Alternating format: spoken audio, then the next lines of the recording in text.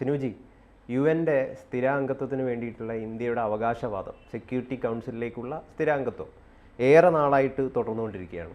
പക്ഷെ അതിനെപ്പോഴും തടസ്സം നിൽക്കുന്നത് ചൈനയാണ്. എന്നാലും ചൈന ഇപ്പോൾ ഒരു അനുകൂലമായിട്ടുള്ളൊരു നിലപാട് സ്വീകരിച്ചിരിക്കുകയാണെന്നാണ് നമുക്ക് മനസ്സിലാവുന്നത്. കാരണം ചൈന ഇപ്പം പറയുന്നത് ഇന്ത്യ വരുന്നതിൽ വലിയ പ്രയാസമൊന്നുമില്ല, കുഴപ്പമില്ല, പക്ഷേ ജപ്പാനെ നമ്മൾ അടുപ്പിക്കില്ല. ജപ്പാനോടാണ് ഇപ്പോൾ ചൈന പൊരുതുന്നത്. അപ്പം എന്തുകൊണ്ടായിരിക്കും ചൈനയുടെ ഈ ഒരു പുതിയൊരു സമീപനത്തെ നമ്മൾ എങ്ങനെയാണ് കാണേണ്ടത്? ഗൗതമേ, നമുക്കറിയാം കാലങ്ങളായി ഇന്ത്യ UN-ന്റെ രക്ഷാസമിതിയിൽ അംഗമാകാൻ വേണ്ടി ശ്രമിക്കുകയാണ്. ഇന്ത്യ അതിനുവേണ്ടി ശക്തമായ അവകാശവാദം ഉന്നയിക്കുന്നു. കാരണം 140 കോടി ജനങ്ങളുള്ള ഒരു രാജ്യത്തിന് UN-ന്റെ രക്ഷാസമിതിയിൽ അംഗത്വം വേണം. മാത്രമല്ല ലോകത്തിലെ തന്നെ വലിയ ജനാധിപത്യ രാജ്യവുമാണ്. അപ്പോൾ ഇന്ത്യയുടെ അവകാശവാദങ്ങൾ ശരിയാണ്. ഇത് UN രക്ഷാസമിതിയിലെ മറ്റ് രാജ്യങ്ങളായ അമേരിക്കയും ഫ്രാൻസ്, ബ്രിട്ടൻ, അതുപോലെ തന്നെ റഷ്യ തുടങ്ങിയ രാജ്യങ്ങൾ അംഗീകരിക്കുന്നു. എതിർപ്പ് ആകെ പ്രകടിപ്പിക്കുന്നത് ചൈനയാണ്. ഇതിൻ്റെ കാരണം എന്ന് പറഞ്ഞാൽ ഏഷ്യയിലെ പ്രതിനിധിയായിട്ട് ഈ UN രക്ഷാസമിതിയിലുള്ളത് ചൈനയ്ക്കാണ്. അപ്പോൾ സ്വാഭാവികമായും ഏഷ്യയിലെ എല്ലാ കാര്യത്തിലും അവസാന വാക്ക് ചൈനയുടേതായി മാറും. പ്രത്യേകിച്ച് സൗത്ത് ഏഷ്യൻ മേഖലയിൽ ചൈനയ്ക്കുള്ള അപ്രമാദിത്വം ഇന്ത്യ വന്നാൽ നഷ്ടപ്പെടും. ഇവരുടെയൊക്കെ ഏറ്റവും വലിയ ഗുണം എന്ന് പറയുന്നത് ഇവർക്ക് വീറ്റോ പവർ ഉണ്ട്. അതായത് UN ഒരു തീരുമാനമെടുക്കുന്നു, ഇപ്പോൾ ഏതെങ്കിലും ഒരു രാജ്യത്ത് ഉപരോധം ഏർപ്പെടുത്തണം, ഇവർക്ക് വീറ്റോ പവർ ഉണ്ടെങ്കിൽ അത് വെച്ച് അതിനെ തടയാൻ പറ്റും. ഇപ്പം റഷ്യയും ഉക്രൈനും തമ്മിൽ യുദ്ധം നടക്കുന്നു. അപ്പോൾ മറ്റ് രാജ്യങ്ങൾ പറയുകയാണ് റഷ്യയുടെ അധിനിവേശമാണ്, റഷ്യ കടന്നു കയറിയതാണ്, നമ്മൾ അവരെ തടയണം, ഉപരോധം ഏർപ്പെടുത്തണം. റഷ്യ അതിനൊന്ന് വീറ്റോ ചെയ്യുന്നു, പിന്നെ അത് നടപ്പാക്കാൻ പറ്റില്ല. അപ്പോൾ വീറ്റോ പവർ എന്ന് പറയുന്നത് ഗുണകരമായും ദോഷകരമായും ഉപയോഗിക്കാം. ഇനി അമേരിക്ക, ഇപ്പോൾ ഇസ്രയേലും പലസ്തീനും തമ്മിൽ യുദ്ധം നടക്കുമ്പോൾ ഇസ്രയേലിൻ്റെ കടന്നുകയറ്റത്തിനെതിരെ ഇസ്രയേലിന് ഉപരോധം ഏർപ്പെടുത്താം, രാജ്യങ്ങൾ തീരുമാനിക്കുക. അമേരിക്ക സമ്മതിക്കത്തില്ല, അമേരിക്ക അത് വീറ്റോ ചെയ്യും. അപ്പോൾ വീറ്റോ പവർ ഉപയോഗിച്ച് അവരുടെ പ്രത്യേക അജണ്ടകൾ, സ്വാർത്ഥതകൾ ഇതൊക്കെ തന്നെ വേണമെങ്കിൽ നിർണ്ണയിക്കാം. ഇവിടെ എന്താ പ്രശ്നം? UN രക്ഷാ കൗൺസിലേക്ക് ഇന്ത്യയും സൗത്ത് ആഫ്രിക്കയും ബ്രസീലും ജർമ്മനിയും ജപ്പാനും ഒക്കെ അവകാശവാദം ഉന്നയിക്കുന്നുണ്ട്. ഞങ്ങളെ കൂടി ഏറെ നാളായിട്ട് ഉന്നയിക്കുന്നത്. അപ്പോൾ അതിൽ ഏറ്റവും സ്ട്രോങ് ഇന്ത്യയുടേതാണെന്ന് മാത്രമേ ഉള്ളൂ. ഇപ്പോൾ ചൈനയാണ് എതിർപ്പ്. അതെ, ചൈന നേരത്തെ ഒക്കെ എതിർപ്പുമായിട്ട് വന്ന ചൈന ഇപ്പോൾ അത് അനുകൂലിക്കുകയാണ്. ഇന്ത്യ വരുന്നതിൽ വലിയ പ്രയാസം ഇല്ല എന്ന് പറയുന്നു. അതെ, സൗത്ത് ചൈന മോർണിംഗ് സ്റ്റാർ എന്ന് പറഞ്ഞാൽ അവിടുത്തെ ഒരു പത്രമുണ്ട്. അപ്പോൾ ആ പത്രത്തിൽ സൗത്ത് ചൈന മോർണിംഗ് പോസ്റ്റ്, അതിൽ ഒരു ലേഖനത്തിൽ അവർ എഴുതിയിട്ടുണ്ട് ഇന്ത്യ UN രക്ഷാസമിതിയിലേക്ക് വരുന്നത് ഞങ്ങൾക്ക് ഇപ്പം വലിയ പ്രശ്നമൊന്നുമില്ല, വേണമെങ്കിൽ വന്നോട്ടെ. അതിൻ്റെ ഒരു കാരണം ഇന്ത്യയും അമേരിക്കയും തമ്മിൽ നല്ല റിലേഷനായി. അപ്പം അങ്ങനെയുള്ള ഒരു രാജ്യത്തെ എതിർക്കുക മണ്ടത്തരമാണെന്ന് ചൈന തിരിച്ചറിയും. കാരണം ഇന്ത്യ ഇപ്പോൾ ലോക രാജ്യങ്ങളിൽ തന്നെ വലിയൊരു സ്വാധീന ശക്തിയായിട്ട് വരുന്ന ഒരു സാഹചര്യമാണ്. അപ്പൊ അങ്ങനത്തെ ഒരു സാഹചര്യത്തിൽ ഇന്ത്യയെ തള്ളിപ്പറയുക എന്ന് പറയുന്നത് ചൈനക്ക് തന്നെ അതൊരു എതിരായിട്ട് തീരുന്നൊരു കാര്യമായിട്ട് വരും. മാത്രമല്ല ഇവിടെ എന്താ സംഭവിക്കുന്നത്? ട്രേഡ്, ചൈന എപ്പോഴും വ്യാപാര ബന്ധത്തിന് മുൻഗണന കൊടുക്കുന്നതാണ്. ഇന്ത്യയും ചൈനയും തമ്മിൽ നല്ല വ്യാപാര ബന്ധമുണ്ട്, അമേരിക്കയും ചൈനയും തമ്മിൽ വ്യാപാര ബന്ധമുണ്ട്. അപ്പോൾ ഈ വ്യാപാര ബന്ധങ്ങളൊക്കെ ഇതിൻ്റെ കൂടെ കൂട്ടിക്കുഴയ്ക്കാൻ ചൈന ഇഷ്ടപ്പെടുന്നില്ല. ഇപ്പോൾ ചൈന മുന്നോട്ട് വെക്കുന്നത് ഇന്ത്യ വന്നോട്ടെ കുഴപ്പമൊന്നുമില്ല, പക്ഷേ ജപ്പാൻ വരാൻ സമ്മതിക്കത്തില്ല. അപ്പോൾ ജപ്പാനെതിരായ ഒരു നിലപാടിലേക്ക് ചൈന മാറി. കാലങ്ങളായിട്ട് ചൈനയും ജപ്പാനും തമ്മിൽ അത്ര സുഖത്തിലല്ല. ഇതിൻ്റെ കാരണം എന്ന് പറഞ്ഞാൽ പണ്ട് 2ാം ലോക മഹായുദ്ധ കാലത്ത് ജപ്പാൻ ചൈനയിലെ പല മേഖലകളിലും അധിനിവേശം നടത്തുകയും കുറേ സ്ഥലങ്ങൾ പിടിച്ചെടുക്കുകയും ചെയ്തു. ഇതിൻ്റെ ഒരു വിരോധം ചൈനയ്ക്കുണ്ട്. പക്ഷേ കാലക്രമേണ ചൈന ലോകത്തിലെ വൻകിട ശക്തിയായി മാറി.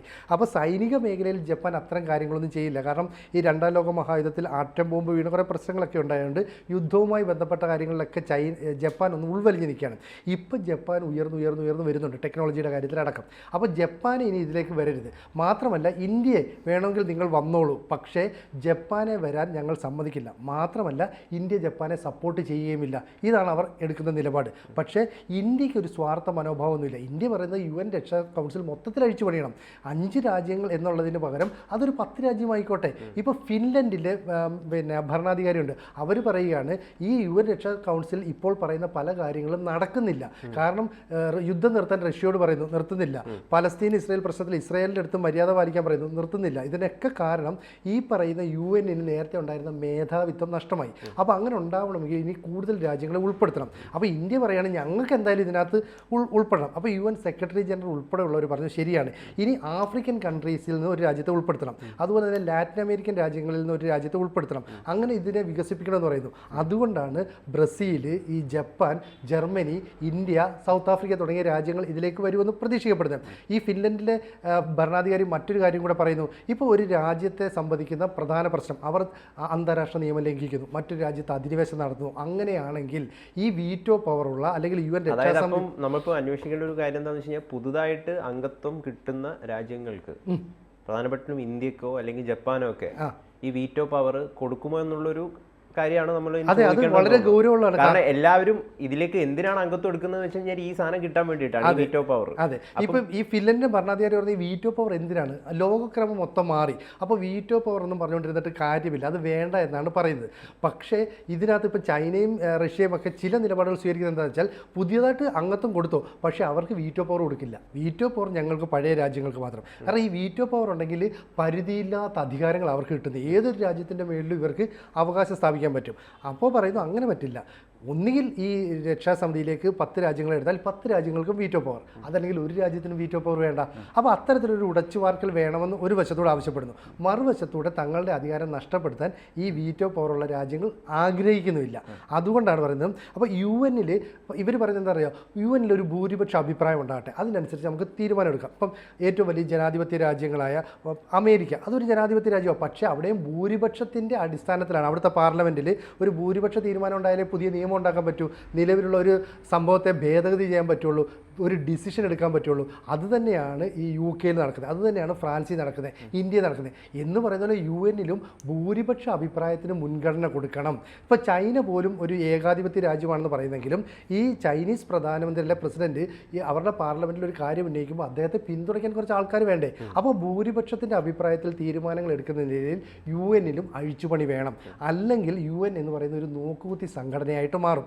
ഇത്തരം കാര്യങ്ങളിൽ ഒരു തീരുമാനം എടുക്കാൻ ഇന്ത്യയെ സപ്പോർട്ട് ചെയ്യുന്നുണ്ട്. കാരണം ഇത് നല്ല ഒരു തീരുമാനമാണ്. ഇനി താൽക്കാലിക രാജ്യങ്ങളുണ്ട് ഈ UN രക്ഷാസമിതിയിൽ, അത് 10 രാജ്യങ്ങളാണ്. അതൊരു 15 20 രാജ്യങ്ങളാക്കി വർദ്ധിപ്പിച്ചോട്ടെ, അതിനും പ്രശ്നമില്ല. അപ്പോൾ മൊത്തത്തിൽ ഒരു ഉടച്ചുവാർക്കൽ ഉണ്ടാകുകയും UN-ന്റെ പ്രസക്തി നാൾക്ക് നാൾ വർദ്ധിച്ചു വരികയും ചെയ്യുന്ന നിലയിലേക്ക് എത്തണമെന്നാണ് പറയുന്നത്. അപ്പോൾ ചൈനയ്ക്ക് മനസ്സിലായി ഇന്ത്യ ഈ രക്ഷാസമിതിയിലേക്ക് കയറിയാൽ തങ്ങൾക്ക് മറ്റ് രാജ്യങ്ങൾ നൽകുന്ന ബഹുമാനം നഷ്ടപ്പെടും, തങ്ങൾക്കുള്ള ഒരു ആധിപത്യം നഷ്ടപ്പെടും. പക്ഷേ ഇന്ത്യ ഒരിക്കലും യുദ്ധത്തെ പ്രോത്സാഹിപ്പിക്കുന്ന രാജ്യമല്ല. മാത്രമല്ല ഇന്ത്യയുടെ സുരക്ഷാ ഉപദേഷ്ടാവ് അജിത് ഡോവൽ കഴിഞ്ഞ ദിവസം ചൈനീസ് നയതന്ത്ര പ്രതിനിധികളുമായി ചർച്ച ചെയ്തു. എന്നിട്ട് ചൈന ഇന്ത്യ ബോർഡറിലെ പ്രശ്നങ്ങൾക്ക് 75% പരിഹാരം കണ്ടെന്ന് പറയുന്നു. ഒപ്പം റഷ്യയും ഇന്ത്യയും ചൈനയും കൂടി ബഹിരാകാശ പര്യവേഷണവുമായി ബന്ധപ്പെട്ട് പുതിയ പ്രോജക്റ്റിലേക്ക് നീങ്ങുന്നു. അങ്ങനെ ചൈനയ്ക്ക് ഇന്ത്യയോടുള്ള എതിർപ്പ് മാറി. അപ്പോൾ ഇന്ത്യ ഈ പറയുന്ന സൗത്ത് ആഫ്രിക്ക വന്നോട്ടെ, ജപ്പാൻ വന്നോട്ടെ, ജർമ്മനി വന്നോട്ടെ നിലപാട് സ്വീകരിക്കും. പക്ഷേ ചൈന അപ്പോൾ ഉടക്കിടുക, എന്താണ് ഇത് വേണ്ടെന്നാണ് പറയുന്നത്, വീറ്റോ പവർ കൊടുക്കില്ല, വീറ്റോ പവർ കുഴപ്പമില്ല എന്ന് പറയുന്നത്. അപ്പോൾ ഈ സമ്മിറ്റ് ഓഫ് ഫ്യൂച്ചർ എന്ന് പറയുന്ന രീതിയിൽ UN ഒരു സമ്മിറ്റ് നടത്താൻ പോവുകയാണ്. ഇപ്പം ലെബനൻ എന്താണ് ആക്രമണത്തിന്റെ ഒരു പശ്ചാത്തലത്തിൽ, അവരെ ആക്രമിച്ച ഒരു പശ്ചാത്തലത്തിൽ ഇപ്പൊ ഒരു മീറ്റിംഗ് കൂടാൻ വേണ്ടി പോവുകയാണ്. നിർണായകമായിട്ടുള്ള പല തീരുമാനങ്ങളും ഉണ്ടാവുന്നതാണ് ഇപ്പൊ ഈ സ്ഥിരാംഗത്വവുമായി ബന്ധപ്പെട്ടില്ലെന്നാണ് അറിയാൻ കഴിയുന്നത്. അതായത് 2024 പിന്നെ സമ്മിറ്റ് ഓഫ് ഫ്യൂച്ചർ എന്ന പേരിൽ ഒരു സമ്മിറ്റ് സംഘടിപ്പിക്കാൻ UN തീരുമാനിച്ചിട്ടുണ്ട്. പക്ഷേ ഈ ലെബനൻ ഹിസ്ബുള്ള ആക്രമണം ഉണ്ടല്ലോ ഈ ഇസ്രായേൽ നടത്തിയ, അതുമായി ബന്ധപ്പെട്ട് അടിയന്തരമായ ഒരു യോഗം ചേരാനൊക്കെ ഈ UN ആലോചിക്കുന്നുണ്ട്. ആ യോഗത്തിലെ പ്രധാന അജണ്ടകളിലൊന്ന് ഈ UN രക്ഷാ കൗൺസിൽ ഒന്ന് ഉടച്ചു വാർക്കണോ, മൊത്തം ഇതിൻ്റെ ഒരു ഘടന മാറ്റണോ എന്നൊക്കെ തീരുമാനിക്കുന്നുണ്ട്. ഇപ്പോൾ ഇസ്രായേലിനെതിരെ ഒരു ഇസ്രായേൽ യുദ്ധം നിർത്തണമെന്നൊക്കെ പറഞ്ഞിട്ട് UN-ലേക്ക് ഒരു പ്രമേയം വന്നിരുന്നു. അന്ന് 120 രാജ്യങ്ങൾ അതിനെ സപ്പോർട്ട് ചെയ്തു. എന്ന് വെച്ചാൽ ശരി യുദ്ധം വേണ്ട. പക്ഷേ അമേരിക്ക ഉൾപ്പെടെയുള്ള രാജ്യങ്ങൾ പറയുന്നു യുദ്ധം തുടർന്നോട്ടെ, പ്രശ്നമില്ല എന്ന് പറഞ്ഞിട്ട് അതിനെ എതിർക്കുന്നു. ഇന്ത്യ പക്ഷേ നിഷ്പക്ഷമായ ഒരു നിലപാട് സ്വീകരിച്ചു, യുദ്ധം നടക്കുന്നേ നടന്നോട്ടെ, ഇല്ലെങ്കിൽ ഇല്ല. അപ്പോൾ പരോക്ഷമായി ഞങ്ങൾ ഇസ്രായേലിൻ്റെ ഒപ്പമാണ് എന്ന് ഇന്ത്യയും പറഞ്ഞു വെക്കുന്നുണ്ട്. അപ്പോൾ ഇന്ത്യയുടെ ഇത്തരം നിലപാടുകൾ, നയതന്ത്രപരമായ ഇടപെടലുകൾ, സൈനിക ശക്തിയിൽ വലിയ മേധാവിത്വം, ഇതൊക്കെ ഉള്ളതുകൊണ്ട് ചൈനയ്ക്ക് വലിയ ഇടപെടൽ നടത്താൻ പറ്റുന്നില്ല. മാത്രമല്ല ഇന്ത്യൻ മഹാസമുദ്രത്തിലെ ഏതാണ്ട് മധ്യഭാഗത്ത് സ്ഥിതി ചെയ്യുന്ന ഇന്ത്യക്ക് സമുദ്രം വഴിയുള്ള ചരക്ക് ഗതാഗതത്തെ കൃത്യമായി നിയന്ത്രിക്കാൻ പറ്റും. ചൈനയ്ക്ക് ഈ ഇന്ത്യൻ മഹാസമുദ്രത്തിൽ അതിർത്തികളില്ല. അതുകൊണ്ട് ചൈനയും ഇന്ത്യയും തമ്മിലുള്ള ബന്ധം ഊഷ്മളമായി പോകേണ്ടത് ചൈനയുടെ ആവശ്യം കൂടിയാണ്. അപ്പോൾ ഈ സമ്മിറ്റ് നടക്കുമ്പോൾ ഇതിനകത്ത് ഐക്യരാഷ്ട്രസഭയിലെ സുരക്ഷാ അംഗങ്ങളുടെ എണ്ണം 5-ൽ നിന്ന് 10 ആക്കണം. അതല്ലെങ്കിൽ ഇനി 1-2 രാജ്യത്തെ ഉൾപ്പെടുത്തുമെങ്കിൽ പ്രധാനമായും ഉൾപ്പെടുത്തേണ്ടത് ഒന്ന് ഇന്ത്യയാണ്. ഇന്ത്യ സ്ട്രോങ് ആയിട്ട് ഡിസിഷൻ എടുക്കുകയാണ്, ഞങ്ങളെ ഉൾപ്പെടുത്താതെ ഇനി ഇത് മുന്നോട്ട് പോകാൻ പറ്റില്ല. ഒപ്പം സൗത്ത് ആഫ്രിക്കയും വേണം. സൗത്ത് ആഫ്രിക്ക എന്ന് പറഞ്ഞാൽ ആഫ്രിക്കൻ രാജ്യങ്ങളെ പ്രതിനിധീകരിച്ച് ഒരു രാജ്യം UN-ന്റെ രക്ഷാ കൗൺസിലില്ല. അപ്പോൾ ഈ 2 കാര്യങ്ങളോടും ഏതാണ്ട് പൂർണ്ണമായും യോജിക്കുന്ന നിലപാടാണ് ഈ രാജ്യങ്ങളെല്ലാം എടുക്കുന്നത്. മാത്രമല്ല അമേരിക്ക എപ്പോഴും ഇന്ത്യയെ സപ്പോർട്ട് ചെയ്യുന്നു എന്നുള്ളത് ഈ ചൈനയെ ആശങ്കപ്പെടുത്തുന്ന കാര്യമാണ്. മാത്രമല്ല പാകിസ്ഥാൻ ഈ ചൈനയുടെ മേലെ സമ്മർദ്ദം ചെലുത്തുന്നുണ്ട്. ഇന്ത്യക്ക് സുരക്ഷാ കൗൺസിൽ അംഗത്വം കൊടുക്കരുത്, അങ്ങനെ ചെയ്യരുത്, ഇങ്ങനെ ചെയ്യരുതെന്നൊക്കെ പറയുന്നത്. പക്ഷേ പാകിസ്ഥാൻ്റെ വാക്കുകൾ പൂർണ്ണമായിട്ടും ചൈന കേൾക്കില്ല. കാരണം സാമ്പത്തികമായി തകർന്നടിച്ചുകൊണ്ടിരിക്കുന്ന ഒരു രാജ്യത്തെ നമ്മൾ എന്തിനാണ് കേൾക്കുന്നത് എന്നുള്ളതാണ് ഇവിടുത്തെ ഇനിയുള്ള പ്രശ്നം. ഈ പുതിയ രാജ്യങ്ങൾക്ക് വീറ്റോ പവർ നൽകണമോ, വീറ്റോ പവർ എന്ന് പറയുന്ന സംഭവം വേണോ എന്ന് പറയുന്നു. അപ്പോൾ ലോകത്ത് ഈ വീറ്റോ പവർ ഉള്ള രാജ്യങ്ങൾക്ക് എന്ത് അനീതിയും കാണിക്കാം. അവർ അന്താരാഷ്ട്ര നിയമങ്ങൾക്ക് അതീതമാണ്. റഷ്യ ഉക്രൈനെ ആക്രമിച്ച് അധിനിവേശം സ്ഥാപിക്കുന്നു. ഇസ്രയേലിൽ പലസ്തീന് മേൽ യുദ്ധം ചെയ്യുന്നു. അപ്പോൾ ഇവരെ ഒന്നും നിയന്ത്രിക്കാൻ കഴിയത്തില്ലെങ്കിൽ പിന്നെ UN എന്തിനാണ് എന്നുള്ള ഒരു നിലപാടിലേക്ക് കാര്യങ്ങൾ നീങ്ങുകയാണ്. അതെ. അപ്പോൾ എന്തായാലും അംഗത്വം കിട്ടുമോ ഇല്ലയോ എന്നുള്ളത് ഒരു പ്രധാനപ്പെട്ട ഒരു വിഷയമായിട്ട് മാറുകയാണ്. അത് വരും ദിവസങ്ങളിൽ തന്നെ നമുക്ക് അറിയാമെന്ന് വിചാരിക്കുന്നു. ഇപ്പോൾ പ്രധാനമന്ത്രിയാണെങ്കിൽ ഇപ്പോൾ ജോ ബൈഡനുമായിട്ട് ഇപ്പം കൂടിക്കാഴ്ചയൊക്കെ നടത്തിക്കൊണ്ടിരിക്കുകയാണ്. അപ്പോൾ അതിൽ വരും ദിവസങ്ങളിൽ എന്തെങ്കിലും നിർണായകമായിട്ടുള്ള ഇതുമായി ബന്ധപ്പെട്ട് തീരുമാനങ്ങളുണ്ട്. കാരണം ഇപ്പം ഈ പറയുന്ന G4 ഉച്ചകോടിയിലൊക്കെ ഈ നരേന്ദ്രമോദി പങ്കെടുക്കുന്നതിന് പിന്നിലും ചില അജണ്ടകളൊക്കെ ഉണ്ട്. അപ്പം ഇതിൻ്റെ കൂട്ടത്തിൽ തന്നെ ഈ പറയുന്ന സമ്മിറ്റ് നടക്കുകയാണ്. അങ്ങനെയാണെങ്കിൽ സമ്മിറ്റ് ഓഫ് ദി ഫ്യൂച്ചർ എന്ന് പറയുന്ന സമ്മിറ്റിൽ ഇന്ത്യയെ പുതുതായിട്ട് UN രക്ഷാസമിതിയിൽ എടുക്കണം എന്നൊരു നിലപാട് സ്വീകരിക്കുന്നു. ആകെ എതിർപ്പുണ്ടായിരുന്ന ചൈന ഇപ്പോൾ ഏതാണ്ട് അർദ്ധസമ്മതം, അതൊരു മുക്കാൽ സമ്മതം വരെയായി. അവരുടെ പ്രശ്നം ഇന്ത്യ ജപ്പാനെ സപ്പോർട്ട് ചെയ്യരുത്, അതുപോലെ തന്നെ ജപ്പാനെ UN രക്ഷാസമിതിയിൽ എടുക്കരുത്. പക്ഷേ 5 രാജ്യങ്ങളെ 10 വർദ്ധിപ്പിക്കുമ്പോൾ ഏറ്റവും കൂടുതൽ സാധ്യതയുള്ളത് സൗത്ത് ആഫ്രിക്കയ്ക്കും ഇന്ത്യക്കും ജർമ്മനിക്കും ഒക്കെയാണ്. അതിനൊപ്പം തന്നെ ജപ്പാനും ഈ അവകാശവാദം ഉന്നയിക്കുന്നുണ്ട്. പിന്നെ ലാറ്റിൻ അമേരിക്കൻ രാജ്യമായ ബ്രസീലിനും ആ ഒരു പിന്തുണ വേണം. കാരണം ലാറ്റിൻ അമേരിക്കൻ രാജ്യങ്ങൾ ഇന്ത്യയും പിന്തുണയ്ക്കുന്നുണ്ട്. അപ്പം ചിലിയും ബ്രസീലും ഉൾപ്പെടെയുള്ള രാജ്യങ്ങളുടെ പിന്തുണയും ഇന്ത്യക്കുണ്ട്. അപ്പോൾ ഇത്രയും വലിയ പിന്തുണ ഇന്ത്യക്ക് കിട്ടുന്നു.